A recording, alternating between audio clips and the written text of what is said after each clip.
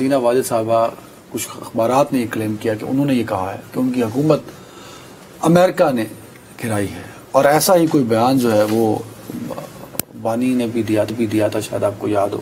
کل انہوں نے کہا بھی، اس کا ذکر بھی کیا جب حسینہ کی نہیں، وہ تو انہوں نے کہا ہے نہیں دیکھو وہ یہ کہتے ہیں میرے پاس تو ثبوت ہے سائفر کی صورت میں، سائفر کی صورت ایف آئی آر کہا کہ امریکہ تیار ہے، وہ یہ کہہ رہے ہیں کہ میرے پاس تو ثبوت ہے۔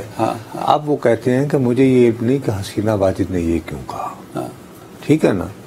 تو اگر انہوں نے تو مداخلت کی تھی تو اس صورت میں تو یو ایس کانگریس نے معافی بھی مانگ لی ان کی حمایت میں۔ اتنا یار وہ یعنی کہ وہ تو کہا ان کی وہ کیا تھا، میرے بھائی نہیں مقصد یہ کہ اگر ان کی رجیم چینج میں انوالو تھے تو انہوں نے اپنے گناہ کی بھی تلافی بھی وہ جو یو ایس کانگریس میں تھے، ٹھیک ہے، بٹ امریکہ والا ایلیگیشن تو اس کو عمران خان صاحب نے کل پھر کنفرم کر دیا نا کہ مجھے بھی انہوں نے نکالا نہیں، تو یہ معاف نہیں کیا نا، یہ کیوں بھولیں؟ مانگتا رہے امریکی کانگریس معافیا، یہ کیا بات ہوئی؟ ہاں تو ٹھیک ہے نا، لیکن حسینہ واجد جو ہیں ان کے اپنے بیٹے نے نمبر 1 یہ ساری بات جو ہے یہ بیسیکلی انڈین میڈیا جو ہے، اخبارات اور میڈیا، ٹھیک ہے، وہ بنگلہ دیش کی وجہ سے بہت اپسیٹ ہے۔ ان کی نظر میں ان کی ایک کالونی تھی، ان کے ہاتھ سے جاتا رہا، سچی بات ہے، اور مجھے افسوس ہوتا ہے۔ اور وہاں پہ ایک پرانا ایک مائنڈ سیٹ ہے جو ابھی تک وہ نہرو کے دور میں رہ رہا ہے کہ ہم ایک غیر جانبدار ملک ہیں اور امریکہ اور ہمارے خلاف سازشیں کرتا ہے۔ یہ اس طرح کے ایک صحافیوں کا ایک گروہ ہے جو یہ کہانی چلا رہا ہے، امریکہ پر ڈال لیتا ہے۔ اچھا، اب امریکہ ہمارے کیس میں تو یو ایس اسٹیٹ ڈپارٹمنٹ ہی بیچارہ یعنی وضاحتیں کرتا چلا گیا، امریکی وزارت خارجہ۔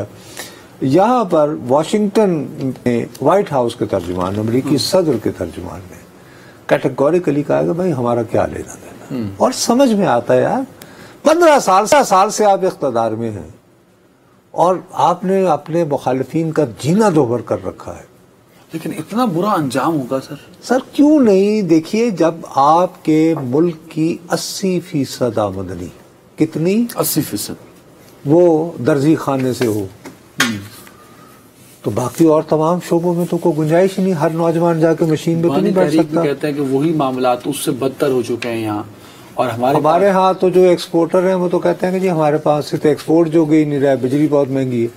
آپ کے جو ٹیکسٹائل والے ہیں تنگ ہونے کی بات کر رہے ہیں، وہ کہہ رہے ہیں جس طرح وہاں اپوزیشن کو دیوار سے لگایا گیا، انتقام کا نشانہ بنایا گیا، یہاں بھی وہی ہو رہا ہے۔ دیکھیے ہم یہ کہنا، اس سے بڑی منافقت اور جھوٹ نہیں ہو سکتا کہ اس وقت پاکستان میں بہت آئیڈیل جمہوری صورتحال ہے، بالکل نہیں ہے، ٹھیک ہے، اوکے، لیکن اس طرح کی صورتحال کہ جی 90 سال کے پروفیسر غلام اعظم کو 1970 میں ہوئے واقعات کی وجہ سے پھانسی لگ رہی ہے، وہ بھی تو نہیں ہے نا۔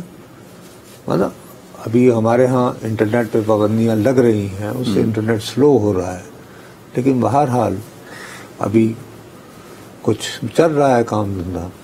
اچھا، میں یہ نہیں کہہ رہا کہ ہمارے ہاں کے حالات بہت آئے سو ہم بنگلہ دیش کو پاکستان سے کمپیئر نہیں کر سکتے۔ ایٹ دس پوائنٹ ذرا انفیئر ہے۔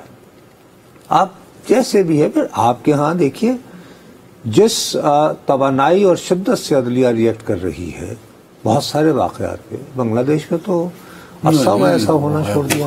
پچھلے 10 سال سے تو وہی ہو رہا تھا جو حسینہ چاہتی تھی، تو وہ ایک یہ کمپیریزن غلط ہے، مصیبت۔ لاوا پکنے پہ آپ بھی کہتے ہیں کہ ہاں لاوا پک، وہ کہا تھا نا انہوں نے پرسوں۔ سر اب میں کیا کروں؟ مثلا یہ کہ اب آپ مجھ سے یہ چاہتے ہیں کہ وہ جو کہا کریں میں کہوں کہ میں یہ نہیں کہہ رہا کہ آپ سے، میں آپ سے دوبارہ کہہ رہا ہوں کہ یس ہمارے ہاں صورتحال کو آئیڈیل نہیں ہے، لوگ خوش نہیں ہیں، مہنگائی کا بے پناہ عذاب ہے، لیکن یہ کہنا کہ اس کی وجہ سے لوگ بالکل مرنے کے لیے 300-400 لوگ سڑکوں پہ آ جائیں گے، فی الحال میں ایسا ہوتا نہیں دیکھ پا رہے، بالکل ٹھیک ہے۔